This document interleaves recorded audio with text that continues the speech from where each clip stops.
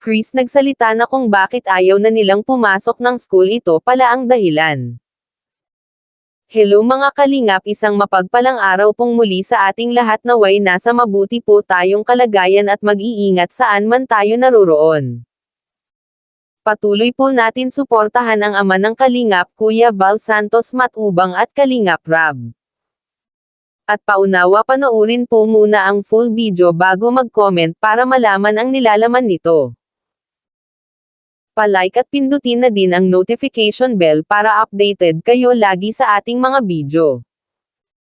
So dito nga po mga kalingap, 3 araw na din nung huli nating mapanood ang tatlong magkakapatid, kaya marami sa ating mga viewers ang namiss at gusto na din po silang makitang muli.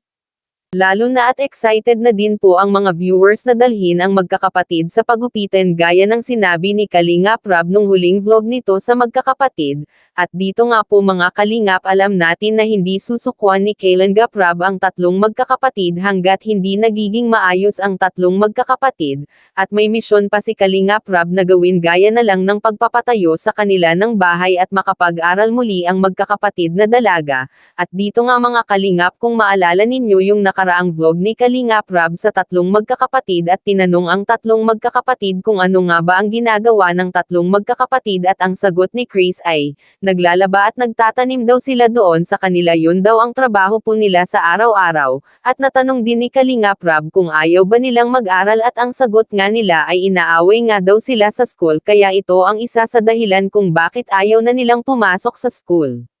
Kaya nasabi na lang ni Kalingap Rab na sayang naman kung hindi na sila papasok sa school dahil sayang ang kanilang future, kaya kinukumbinsi ni Kalingap Rab na pumasok sila at mag-aral. Kaya siguro ito ang dahilan din kung bakit sila matatakutin sa tao at bakit sila mahiyain, parang na-trauma na sila dahil sa pang-aaway sa kanila ng kanilang mga kaklase. Grabe, nakakaawa ang tatlong magkakapatid kung hindi dumating si Kalingap Rab sa kanilang buhay. Marahil ganito na lang sila na mahiyain hanggang pagtanda, at sa pagdating ni Kalingap Rab unti-unti nang nabago ang kanilang pananaw sa buhay.